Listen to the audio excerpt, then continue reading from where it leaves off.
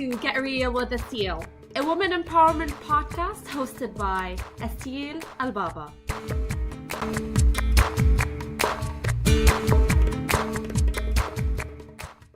Hello and welcome to another episode of Get Real with Asil. Today is Monday, February 26th, 2018.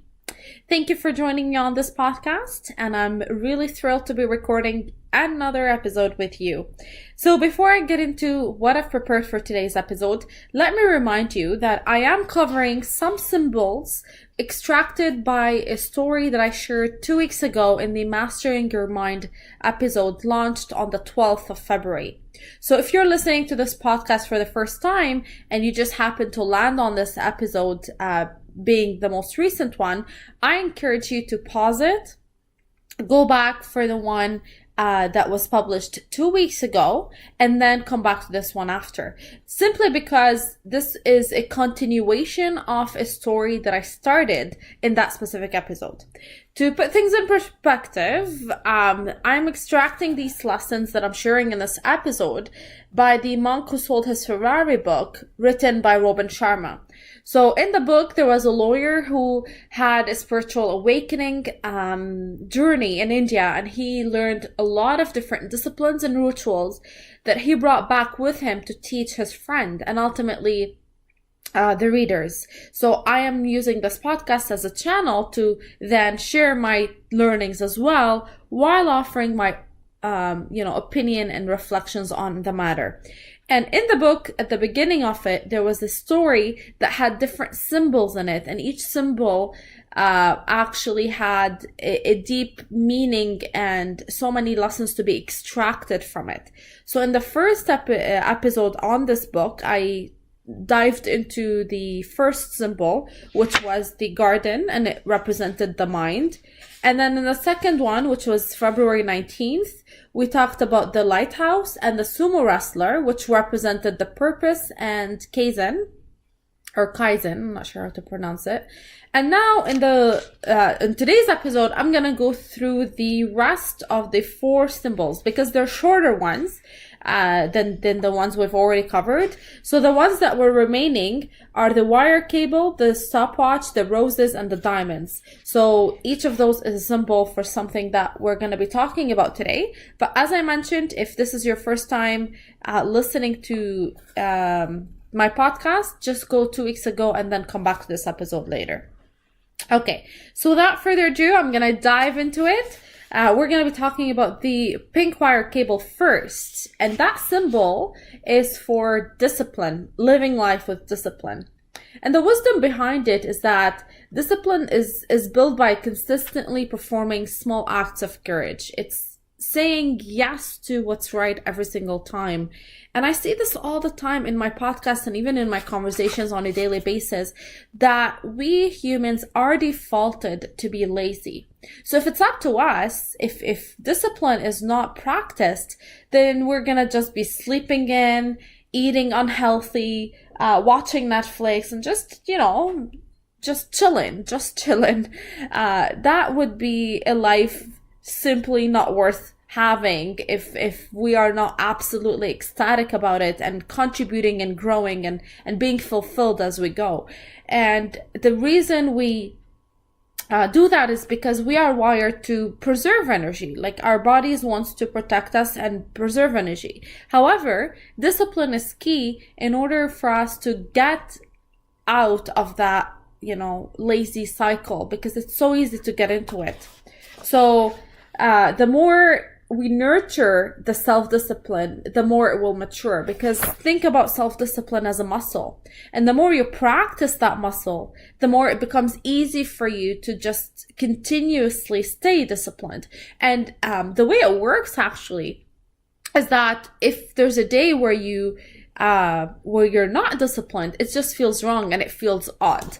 Now, one of the things I'd like to reflect on here, as I also think I've mentioned it before in a previous episode, in a different context, the importance of balance and the importance of being realistic.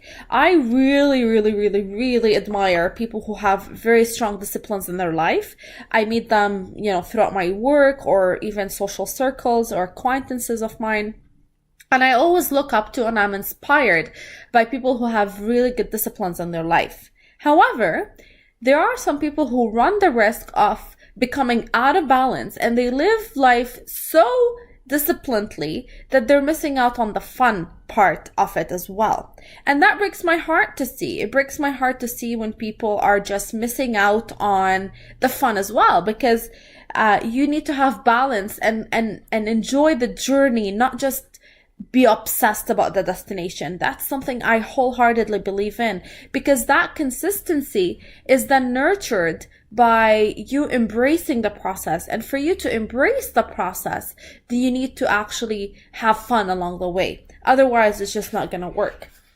So as much as I talk about the importance of being disciplined and the importance of maintaining that consistency in life, I also really stress the importance of balance and fun and relaxation, and just, making sure that you are being sustainable, because that's what it takes for you to start reaping results without burning yourself out.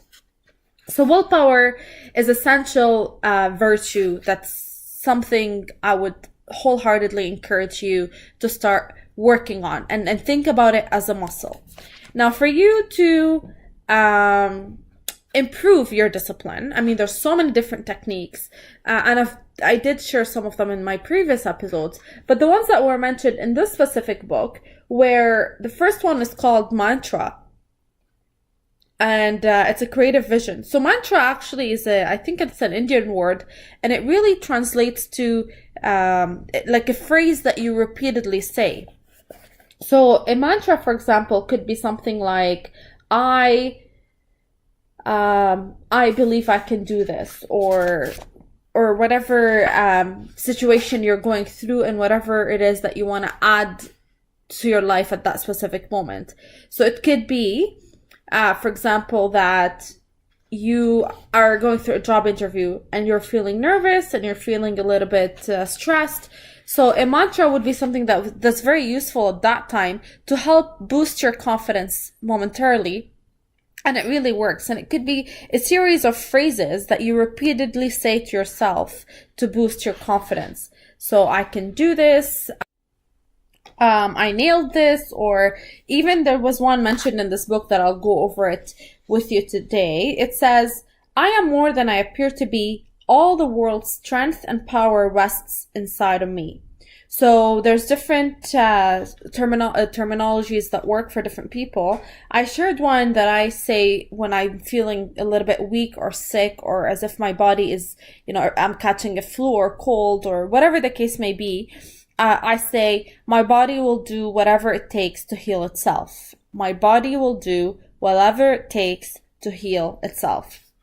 And it just makes me feel stronger at the moment I say it, because words have power. Whatever you say yourself is going to be immediately reflected in your psychology and ultimately impacts your biology as well. Another tool that was offered here is the vow of silence. There's so many different silent retreats that, I've heard of, where people just go and just be silent for like 10 days. And I personally think that these are extreme. I'm not even ready to go and be silent for 10 days. I practice that maybe 10 to 15 minutes throughout my day. But for you to be silent for a long period of time, it takes a lot of discipline. Like, I can't even imagine how much practice people have to go through to achieve that. And I salute people who are able to do it, but I'm realistic in understanding that I'm not there yet, and that's okay. You work with what works for you, and if you feel that you're happy and fulfilled and you're on top of things, then clearly whatever you're doing is working for you. But when you start feeling that there's certain things that are missing, then that's when you have to start introducing different new ideas or just different things into your life to make it, to help yourself get to the next level. This is how I look at it. Your life is always going to be the perfect way to understand, or perfect thing to reflect on, to see if there's something you need to change or not. If everything is working for you, then there's no reason to change it. If it's not broken, why fix it? Type of thing. So moving on to the second symbol, it's the clock, and obviously it represents time because time is really the most precious commodity that we can absolutely ever ask for. We absolutely need to focus on our priorities and maintain the balance, and it really helps for us to simplify our life. So as I look back, throughout my days as a teenager, my days in university, early days in my career, I used to be the kind of person who is constantly jumping from one thing to the other. I have a million projects on the go. I always have a like busy, active lifestyle between my work, my school, my social circles, my volunteering. There's always a million things happening on the go. And people often look at my schedule and tell me that it's overwhelmingly busy. And they say, how can you keep up with that? Like, how can you just do this? And I always, reflect on that. And it didn't seem like a hard thing to balance for me. I really enjoy being busy, but I realized that it was taking a toll on myself. And I was constantly being engaged with being around people that I never had time for myself alone. So only recently that I started to realize that I was out of balance. Like when you're extremely active and you're not giving time for yourself, then you're completely out of balance and you're depleting your energy and you're running the risk of being burnt out, which is what I was doing. So just recently, I started really incorporating time where I relax and I read and I enjoy time for myself. I work out. And I don't feel guilty about it, because in the past it would have been I would have felt guilty just sitting there and relaxing, which takes out from the whole concept of relaxing. If your mind isn't relaxing, then you're not relaxing at all. And it was just interesting, observations that I started extracting from the way I was living my own life. Time is so precious. I value it extremely, extremely well. So it's important that you understand your priority, but also approach everything with balance. Now, one of the things that I would encourage you to start working on, these are 3 techniques to help you make the most out of your time, offered by this book and also talked about in many different self-improvement books and theories. The first one is called The Ancient Rule of 20. And there's even, I think, a book dedicated for that, the 80-20 rule, I think it's called, which means 80% of your outcome and productivity is a result of 20% of your work. In other words, for you to maximize your outcome, you need to understand exactly what are the things that you're doing that are contributing to that specific result that you're aiming for. And then you start focusing on these tasks. So in an 8-hour day, 20% of the things that we do in this 8-hour workday is actually contributing to the results that we want to achieve. And when we realize what these specific things are, then we can maximize our productivity and even double our productivity and triple it with time if we then focus on the things that actually yield result. But so is the case in different areas. It doesn't have to be work. Let's say you're thinking about your social circle. 80% of, for example, your social interactions come from 20% of the people that are in your circle, which means these are the top priority for you. These are your top friends, the go-to people that you always go to for advice or consultation or just to talk or help or whatever the case is. So these are this is just a theory. I just advise you to take it with a grain of salt, but it is worth looking into, absolutely. And especially when it comes to time, because I know, as a matter of fact, we all waste time, whether it's consciously or unconsciously, and there's certainly tools that will help us refine how we decide to spend every minute of our life.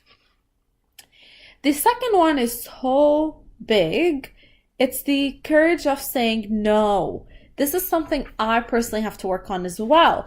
The courage to say no, whether it's no to people or no to specific projects. Once you know your priorities in life and once you know how much time you can afford spending on each project, then it's easier for you to start defining what makes sense for you to take on and what makes sense for you to leave off. So that's what the art of saying no is. It's saying no to people, saying no to certain projects, saying no to certain colleagues, just knowing and respecting your time enough to not take anything that you can't fully handle. If you are incapable of delivering 100% of yourself and your work, then why take it on? So out of respect and integrity for your own outcomes and your own reputation and your own brand, saying no is mandatory in certain situations to make sure that you're maintaining the level of quality of your deliverables, even if it's in a social setting, even if it's saying no to a friend, or saying no to, like, let's say you're going on a date and you meet a really great guy or a great girl, but for some reason you just know that this is not the right person for you. Respect yourself and your time enough to just end it soon so that you're not wasting anybody's time. That's another form of looking at it in a different context, because we were talking on a professional level first, but I'm just trying to show you here that it applies on a personal level as well. It applies in every single area in life, because your time is your time, and once you learn how to maximize it, then you're applying these things in every single area because they all matter. And the last technique that was offered in the specific symbol is the deathbed penalty.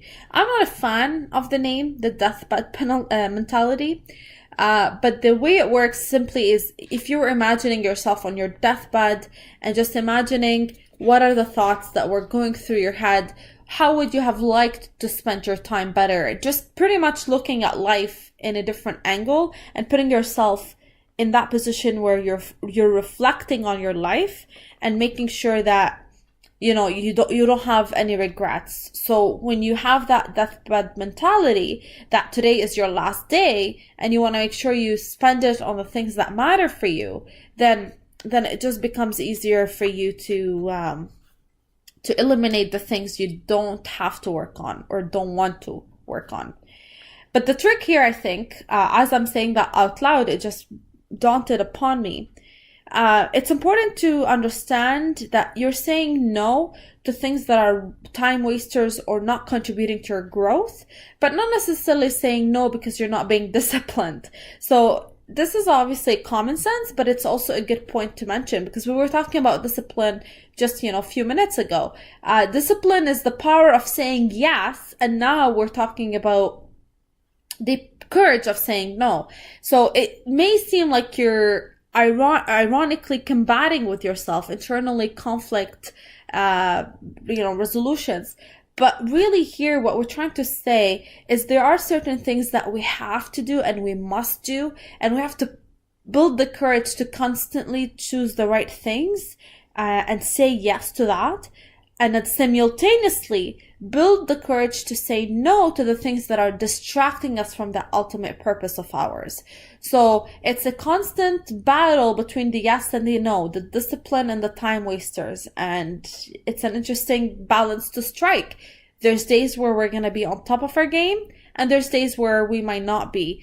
And being compassionate and understanding and loving to ourselves along the process is important, because you need to love yourself throughout the process and learn from the mistakes so that you can just refine that process as you go. It is something that's always going to be work in progress, and don't expect absolute mastery at all times, because it's simply not sustainable. The next symbol is the flowers. The flowers are a symbol of selflessly serving others. And I am a big fan of that. This is, I think, the theme of my life. And the secret of living is giving. I heard that from Tony Robbins, and I wholeheartedly believe it. Because the quality of your life really ultimately comes down to the quality of your contributions. Like, there's no question about that. And to just cultivate the sacredness of each day, you just have to learn how to give. And by elevating the lives of others, you ultimately are reaching, highest dimensions in your own life that you didn't even think is possible. So I encourage you to just pause and think about how you're currently living your life right now. And if you are in a position where you're able to serve more, and you can serve people, but with your time, with your words, with your, financially, it could be in different means. It doesn't have to be just donating money. That's, it's easy to just donate money, but it's much harder to go and put a few hours in, let's say, a homeless shelter, or go volunteer with sick kids, or go to like a home for the seniors and spend some time with them. There's so many things out there. Or go build homes for people who can't afford housing. There's so many projects around us in the city and across the world that would absolutely require our attention and our time and our compassion. So think about the areas in your life that you can absolutely contribute to using your skills and your passions, and just go ahead and do it. So the techniques offered for this specific symbol is really just to practice daily acts of kindness and give to those who ask you, and make sure you're cultivating richer relationships in your life from your friends and the social circles that matter to you. So daily act of kindness, it doesn't have to be like, you can't just build a home for the shelter for the homeless every day. But maybe when you're walking across the street, you see somebody in need of help. It could be that they dropped something and you just rush to help them. It could be just a random act of kindness. You're in a coffee line, in a coffee shop, and you just buy a stranger next to you a coffee. Just, a random act of kindness. You never know what that act of kindness can do to the other person. For you, it may be a very small gesture, but for them, it warms them up. And the beautiful thing about that is, when you see people helping each other, if you were a witness of a kind gesture, it even warms your heart up. So imagine how compounded that impact can be throughout our lives if we are constantly witnessing acts of kindness is happening around us, and we're also encouraged to do that ourselves. It's just a cycle that feeds itself.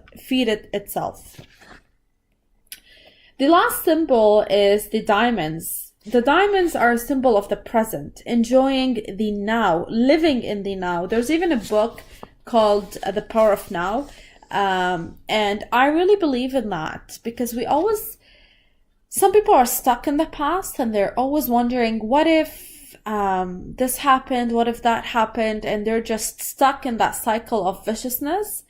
Some people are obsessed about the future, planning and strategizing and doing all sort of things. And very few people are right here, right now, enjoying the breath that they're taking.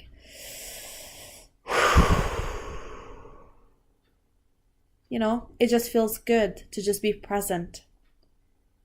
I just kind of calmed myself down as I'm telling you this, because I myself fall in that trap as well. And it's important to recognize it when it happens. It's good to just be present in the moment and never sacrifice happiness for achievement. We're not always constantly chasing the next goal or the next project. It's important to just understand that we need to be grateful for what we are able to cultivate today as well, and savor the journey on our way to our destinations and our goals. We don't have to always obsess about what our next goals are. It's important, and equally important, to enjoy the journey as well. So practice gratitude and grow your appreciation of the present moment by bringing awareness to it. I really would suggest, one of the things you can do that I personally like to do is start your day with gratitude, and also end your day with gratitude. So it could be a few minutes between you and yourself, whether it's something you want to do mentally, verbally, or even write it down, just things that make you grateful and bring joy to your life. And you can see immediately the mood changes in yourself when you're going through these lists of things that you're grateful for. So that really ends up wraps up the book, The Monk Who Sold His Ferrari. I offered you some of the teachings that I personally came across along with my personal reflections on them. So I hope you found that useful, and I really want to see how you then translate these teachings into your life, and if it's working for you, or if it's not, or if there's things you've developed that were different, or whatever the case may be. I always like to hear stories of successes and share them as well, because that's how we can get motivated and learn from each other and just keep going always. So that is all I have for you this week. I look forward to future episodes where we can learn, grow, and most importantly, get real together. Take care, everybody.